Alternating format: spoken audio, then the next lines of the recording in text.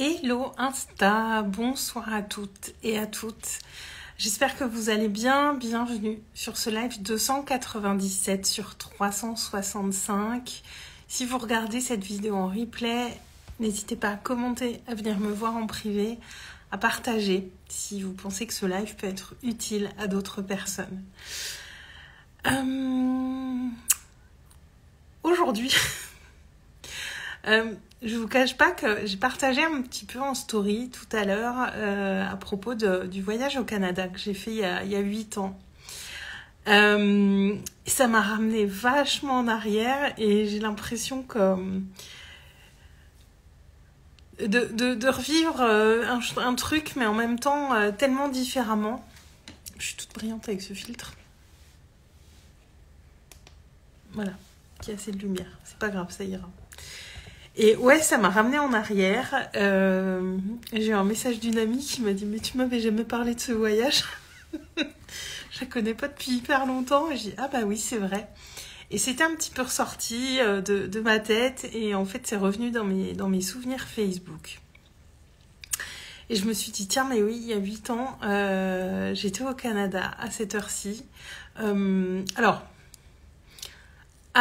fin avril, début mai n'est pas la meilleure période pour aller au Canada, je vous le dis, parce que c'est la fin de l'hiver, c'est pas encore tout à fait le printemps, et du coup c'est en demi-saison, donc c'est pas la saison idéale, mais pour moi vraiment c'était le meilleur moment pour y aller.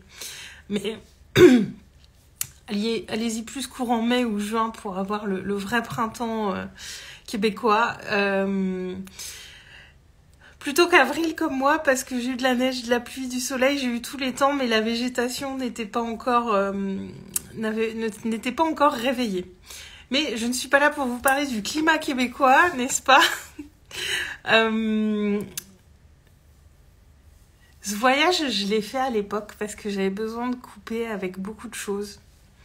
J'avais beaucoup de choses qui étaient en train de germer en moi et je me sentais vraiment... encore très très prisonnière de beaucoup de choses. Et ce voyage, c'était une manière de couper. Alors, je vous précise ici que ce n'est pas en mettant de la distance entre nous et les gens qu'on vient résoudre des problèmes. C'était pour moi plus d'ordre métaphorique. Mais je savais très bien que j'allais pas résoudre des choses ici en partant loin. C'était plus métaphorique et un besoin aussi d'évasion. Et besoin de faire un truc que j'avais jamais fait avant parce que j'ai quand même fait 8 heures d'avion toute seule. Chose que je n'avais jamais fait. Même prendre l'avion toute seule, je l'avais jamais fait. Et même si j'avais un ami qui était là-bas, j'y suis allée 3 semaines et ça a été quand même...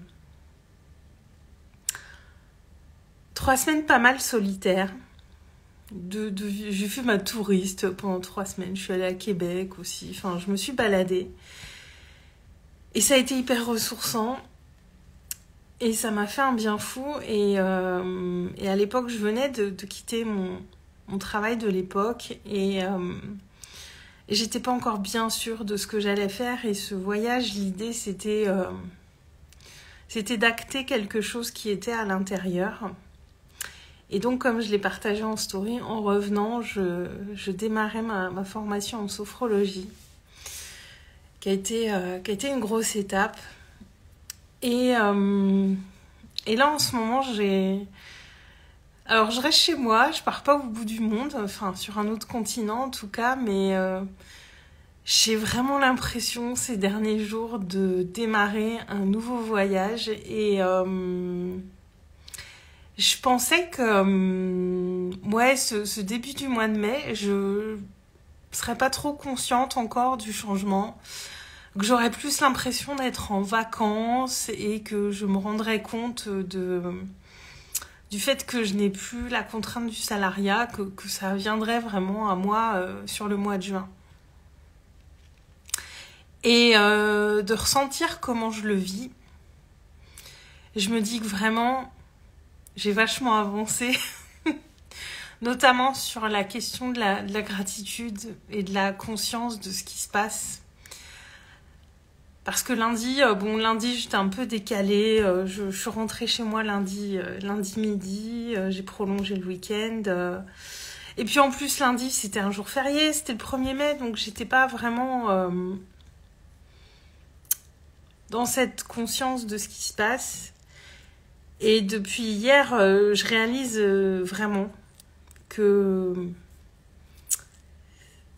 c'est moi qui dirige mes journées. C'est moi qui calme mon agenda. Je peux me mettre à l'écoute de tout ce que j'ai envie de faire. Alors hier, j'ai beaucoup bossé. Aujourd'hui, j'ai été beaucoup en vadrouille. J'avais un coaching ce matin quand même. Mais j'avais peur de ne pas réussir à accueillir ça, en fait. Et de soit me mettre trop la pression, soit être trop, soit que mon côté glandeuse me rattrape un petit peu. Et en fait, l'équilibre, il se fait. Et c'est là que je vois que tout ce travail d'exploration que j'ai fait ces 2 dernières années, vraiment, il porte ses fruits parce que je mets pas les 2 pieds dans l'entrepreneuriat, là, en ayant encore j'ai plus de zone de flou intérieur, en fait. J'ai plus de zone de flou intérieur. Je sais ce que j'ai à faire. Je sais que je veux prendre le temps de vivre. Et je fais tout ça avec beaucoup de conscience. Et j'ai aussi beaucoup de gratitude parce que de me remémorer ce voyage d'il y a 8 ans ce matin, j'ai l'impression que tout ce que j'ai fait entre ce moment-là et aujourd'hui, enfin que tout ce que j'ai fait depuis ce moment-là m'a amené à aujourd'hui et à tout ce qui s'est transformé depuis. Et vraiment, ça m'a ramené à des trucs de vous partager ça en story. C'était... j'ai pris conscience de tout le changement. Coucou Nicolas, j'espère que tu vas bien. Ça fait un petit moment que je t'avais pas vu en live. J'espère que ça va pour toi. Moi, ça va très bien. Je partageais ma gratitude de disposer de mon temps, d'avoir cette liberté de temps que j'ai tellement voulu. Vous savez, parfois, il y a des trucs qu'on veut, et quand on les a, il peut y avoir ce truc de se dire, on l'a tellement désiré qu'au final, quand ça arrive, ça nous paraît presque normal, et du coup, on l'apprécie pas pleinement, ou alors on réalise pas. Et en fait, je réalise bien. Je réalise à quel point c'est génial. Et à quel point j'apprécie de pouvoir structurer, gérer mes journées comme j'en ai envie. Et ça m'a vraiment demandé du temps, quoi. Je me dis, je vois des gens autour de moi qui vont beaucoup plus vite dans ce chemin intérieur. Un peu de mal à se coordonner. Ouais, non, mais... Puis mes lives, j'avoue, hein, mes lives sont jamais à la même heure. Ils sont à mon image, hein. Mes journées se suivent et ne se ressemblent pas.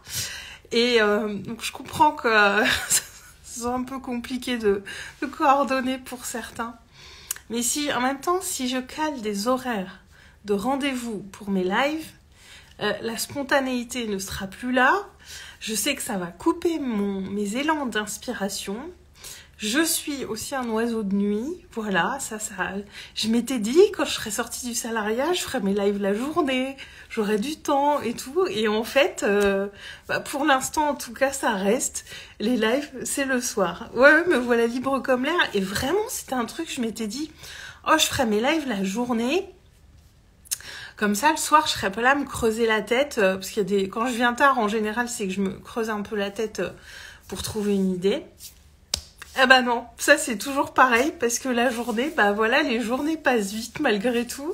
Puis aujourd'hui, je vous dis, j'ai fait plein de trucs. Puis le coaching de ce matin était puissant en plus. Donc après, j'étais dans plein de choses et du coup, je vous fais le live à 22. Voilà, il est 22h52. Donc je crois que jusqu'au bout, je vais vous faire des lives tardifs ou pas, on verra. Ça fait que 3 jours que je suis libre comme l'air, comme tu dis, Nicolas, donc on verra. Ouais, les journées sont bien remplies parce que bah, tout simplement, je fais les choses différemment. Déjà, il n'y a plus de réveil le matin. Ça, c'est trop bien.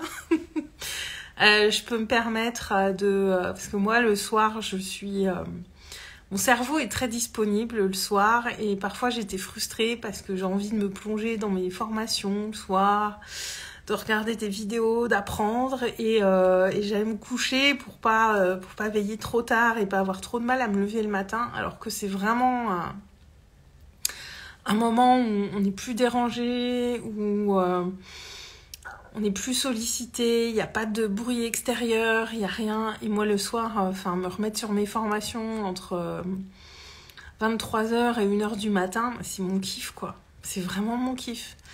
Et j'adore en fait parce que je suis hyper disponible aussi, je sais pas, j'ai une grande disponibilité intérieure à ce moment-là. Et ça fait partie des trucs que je kiffe. Et vous voyez, c'est des choses toutes simples, hein, mais pouvoir me dire, bah voilà, si je veux me remettre le soir sur mes formations et apprendre le soir, bah je peux. Ouais, non, plus de réveil, Nicolas, et vraiment je ne mets pas de réveil parce que c'est ce que je voulais en fait. C'est vraiment un truc que je voulais et je le sens quoi, de pouvoir écouter mon rythme. Mais quel bonheur quoi. C'est je me rends compte que clairement le rythme du travail que j'avais, puis en plus moi je suis dans l'industrie, et encore j'étais dans une boîte où on commence pas trop tôt, mais dans l'industrie, c'est pas des métiers où on peut aller bosser à 9 ou 10 heures du mat, quoi. C'est pas une agence de pub ou un truc comme ça. À l'industrie, moi, j'arrivais la dernière et j'arrivais à 8h30, quoi. Donc bonsoir Nathalie, bienvenue sur ce live. Non, pas de réveil le dimanche non plus, mais vraiment avoir cette liberté. Bon, il n'y a pas de fil conducteur dans ce live, hein, ça tourne au papotage, mais c'est pas grave. Quoi qu'il faut quand même que je les utilise, il me reste à peine plus de 2 mois de live. Ça aussi, c'est de voir là que j'arrive à 300 jours de live. Je me dis, mais c'est ouf, en fait, ça passe tellement vite. Et vous savez, ces lives, je les fais... voilà, ce défi live, à la base, je le fais pour moi, ça, je vous l'ai toujours dit. Et là, de me dire, mais ça passe tellement vite, c'est un truc de fou. Et entre l'année dernière et aujourd'hui, il s'est passé tellement de trucs. Et je me dis, d'ici la fin du challenge, il va encore se passer, je suis sûre, plein de trucs. Et je vais faire un bilan de ouf, en fait, le dernier jour de live. L'industrie, c'est pas l'armée, mais presque. Il y a des similitudes. Quoique, franchement, j'étais pas dans une boîte où... La boîte où j'étais avant, c'était un peu plus strict, on va dire. Là, j'étais dans une toute petite structure, donc voilà, on avait quand même pas mal de liberté. Mais ouais, cette question du rythme, je me rends compte qu'elle était vraiment, vraiment, vraiment importante pour moi. Et puis surtout, je vais pouvoir mettre plein de trucs en place, plein de choses que j'avais envie de faire, mais qui nécessitaient du temps. Et là, je vais pouvoir mettre d'autres choses en place et ça va être vraiment chouette. Et ouais, je sais pas si t'as vu ma story, Nicolas, mais je parlais de mon voyage au Canada il y a 8 ans. Et cette Aurélie, là, d'il y a 8 ans, j'aurais tellement de trucs à lui dire.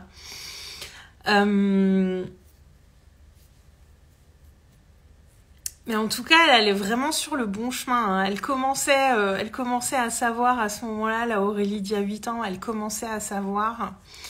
Elle avait une petite idée, mais elle était encore pas bien sûre. Puis il y avait plein de choses qui allaient venir l'empêcher d'avancer encore. C'était loin d'être gagné à l'époque. Mais elle s'apprêtait à prendre une sacrée décision qui allait tout changer. Et... merci à cette Aurélie d'il y a 8 ans, quoi. Nicolas, ça doit être cool de pouvoir faire ce que l'on veut. Ouais. Franchement, ouais. Ouais, parce que j'avais... Enfin non, je l'avais plus trop, cette crainte. Elle s'était envolée quand même depuis plusieurs mois. Mais en fait, quand on kiffe ce qu'on fait, on n'est pas dans l'effort en fait.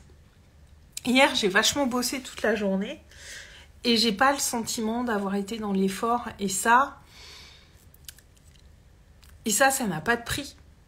Ça n'a pas de prix vraiment. Et ça, je sais que j'ai un cheveu qui se promène quelque part, qui m'embête. Et on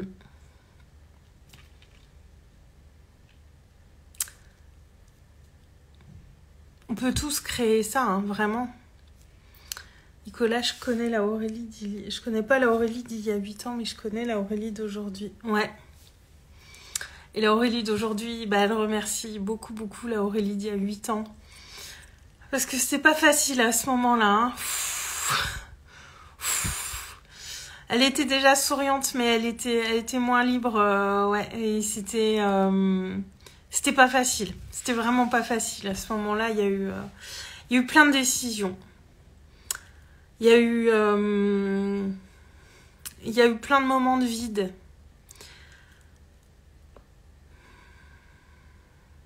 Il y a eu beaucoup de moments où vraiment j'étais pas sûre du tout. Et il y a eu tellement de peur, mais tellement de peur. Et c'est un chemin, hein, mais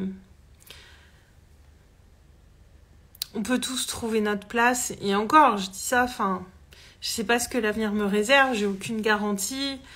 Je sais pas, hein, là aujourd'hui, je suis dans ma situation et peut-être qu'elle sera différente dans 6 mois ou 1 an et peut-être que je devrais rebosser, mais s'il faut, je le referai. Mais ce que je sais, c'est que j'arrêterai jamais. Ça, c'est sûr. Nicolas, des moments difficiles, ça se voit. Ouais, c'était dur parce que j'étais vraiment... Ce qui était dur à ce moment-là, c'est que j'étais encore très perdue et que je savais pas du tout où j'allais, en fait. Et ça, c'est vraiment pas évident. Quand on sait pas du tout où on va, j'avais pas de vision de l'avenir, je me dirigeais vraiment à vue de nez, mais il y avait mon instinct, mon intuition, ma petite voix, je sais pas comment appeler ça, mais qui m'a emmenée au bon endroit. Et je crois que dans ces moments-là, quand on est vraiment perdu, mais genre, j'avais un grand vide intérieur. À cette époque-là, mes rêves, mes désirs, j'en avais pas en fait.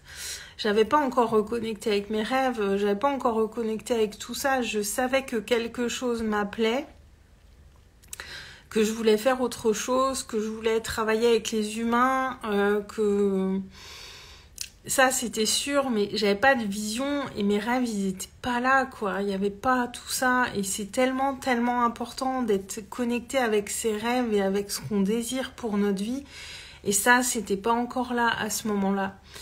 Donc j'avançais vraiment en aveugle, mais en même temps voilà, j'étais déjà à l'écoute de cette petite voix qui était là, sauf que je m'en rendais pas vraiment compte. C'était beaucoup moins conscient qu'aujourd'hui. Et mais tout ça m'a emmenée là où je suis aujourd'hui. Et vous voyez, 8 ans, hein.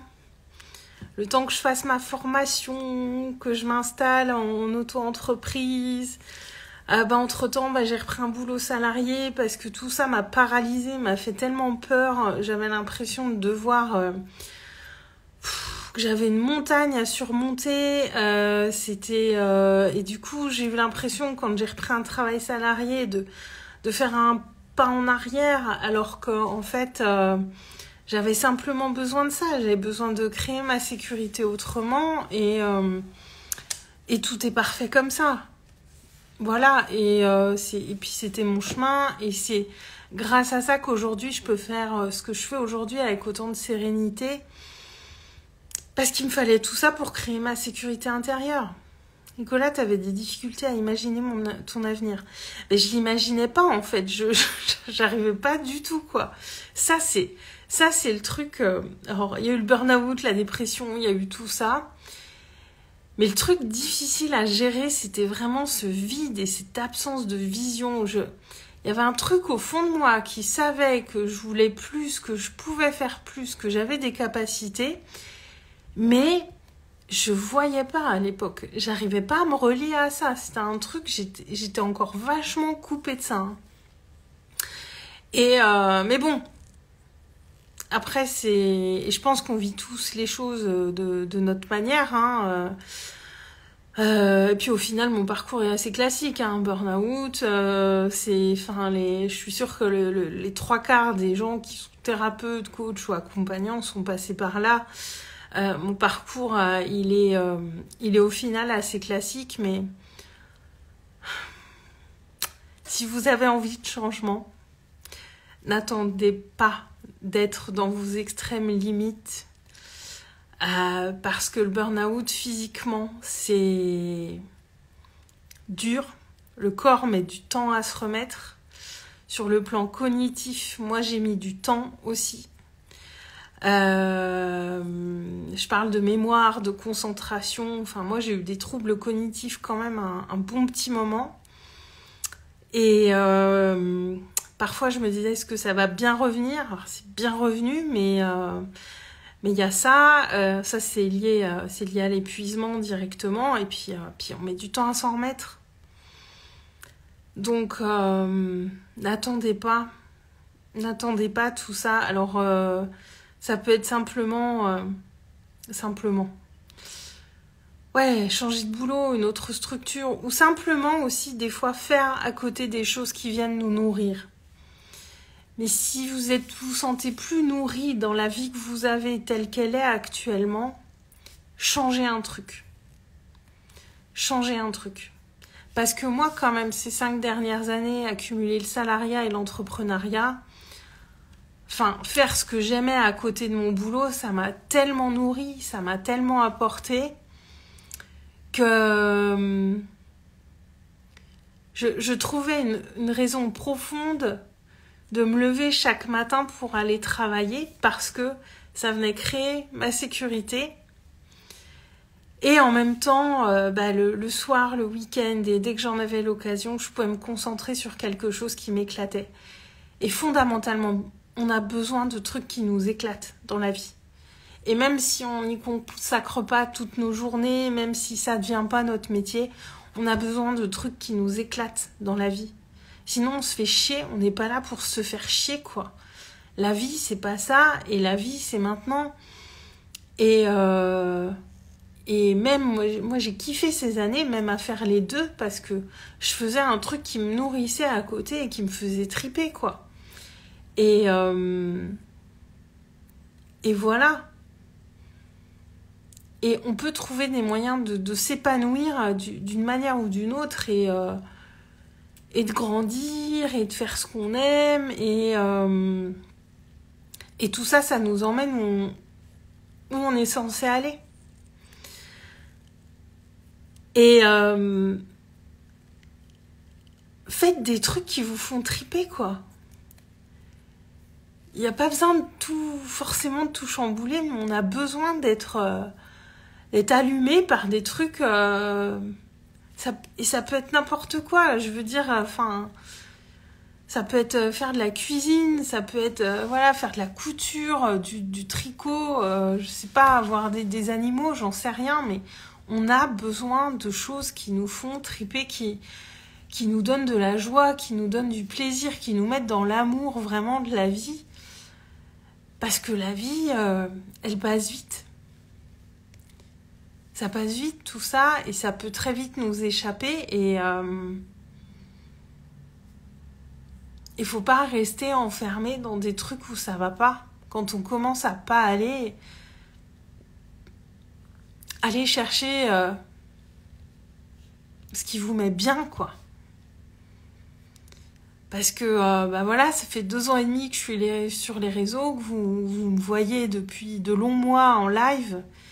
Et même s'il y avait des moments un peu durs, j'étais pas en PLS tous les jours parce que je faisais un truc qui m'animait, quoi. Et j'avais un objectif, et j'avais des envies, et j'étais connectée à tout ça. Parce que je faisais quelque chose qui me nourrit. Parce que j'adore ça. Donc, mettez cette joie-là dans votre vie. Elle est tellement importante. tellement. Nicolas, j'ai découvert un truc qui m'a fait triper l'année dernière, mais dur à faire chez moi. Ah. Dis-moi, qu'est-ce donc? C'est quoi? Un élevage de chevaux? Parce que ça, je me dis que voilà, dans la pratique, c'est peut-être pas évident, mais bon, on peut toujours trouver... Ouais, parce que j'ai dit les animaux, mais bon, il y a une certaine logistique à mettre en place pour avoir des animaux chez soi, mais après, ça peut être aller, voilà, s'occuper d'animaux dans d'autres contextes. Enfin, j'ai pas d'exemple précis, mais je pense que vous avez compris ce que je veux dire, même si ce live, décidément, n'a aucun fil conducteur. Mais la vie nous aide quand on est dans la joie. La vie nous soutient, vraiment. Et allez chercher le soutien de la vie, là. Parce que la vie, elle veut vous aider. Elle veut tous nous aider. Mais c'est à nous de faire le premier pas. C'est à nous de dire, bon, allez, j'y vais. Je fais un pas vers ce que je veux. Et après, la vie, elle nous soutient. Donc, faites ce premier pas vers vous. Vers des choses que vous aimez. Vers des choses que vous avez envie de créer, envie de vivre. Nicolas, pas les chevaux, même si on a découvert le jet ski, le kiff total. C'est sûr que si on n'est pas près de l'eau, le jet ski, c'est pas évident. Mais quelque chose qui va nourrir votre vision du monde. Alors, je vous laisserai méditer là-dessus. Je veux pas dire tous les exemples, parce que je vais partir sur un truc qui dure très très longtemps, et c'est pas le but, parce que je vais me remettre un petit peu à travailler ce soir. mais voilà. Et ça peut prendre du temps, et encore une fois, j'ai aucune garantie, mais en tout cas, j'apprécie pleinement ce qui se passe là. Et c'est pas un hasard, et c'est pas un coup de chance. C'est aussi parce que moi, j'ai été vers ça. Et je vais donner mon max pour pouvoir garder cette liberté de temps. Vraiment. Parce qu'évidemment, ça va me demander du travail aussi. De continuer à grandir et de faire les choses encore mieux. Mais ouais, clairement, je vais me donner les moyens pour que ça dure, parce que j'apprécie tellement ce qu'il y a là. Et j'ai beaucoup de gratitude. Et beaucoup de gratitude pour la Aurélie d'il y a 8 ans. Et beaucoup de gratitude pour celle que je suis aujourd'hui et qui sait apprécier ça. Qui n'est pas dans un truc où je me dis « Ah, mais c'est comme les vacances » ou pas dans l'auto-sabotage non plus, à me dire que je le mérite pas. Non, parce que j'ai fait ce qu'il faut pour. Et c'est avec des décisions fortes aussi qu'on change les choses. Et c'est ce que j'ai fait. Prendre des décisions fortes. Ce voyage il y a 8 ans, me lancer en formation, faire ce qu'il faut pour moi. Et des décisions fortes, j'en ai pris tout le temps. Tout le temps. Et c'est jamais facile, mais on sait quand c'est la bonne décision pour nous. Et si c'est pas la bonne, ben on peut toujours rectifier. Il n'y a rien qui est gravé dans le marbre. Rien. On peut toujours rectifier. Et les erreurs sont riches d'apprentissage. Donc faites des erreurs, prenez des décisions et allez vers ce que vous kiffez. Je vais m'arrêter là pour ce soir parce que je pense que vous avez compris ce que je veux dire. J'espère que tout ce que je vous ai dit, ça résonnera pour vous. Si vous voulez qu'on échange en DM, n'hésitez jamais à venir me voir. J'aime beaucoup échanger avec vous. Mon accompagnement sur 2 mois, il y a toujours des places dedans, et il y a aussi les séances de coaching laser. Je vous le redis rapidement en fin de live, que vous n'oubliez pas, il y a ça qui est toujours disponible pour travailler avec moi. Et voilà, je vous embrasse, je vous souhaite une bonne soirée. Merci à toi Nicolas d'avoir été avec moi. Et je vous dis à demain sur Insta. Ciao, ciao.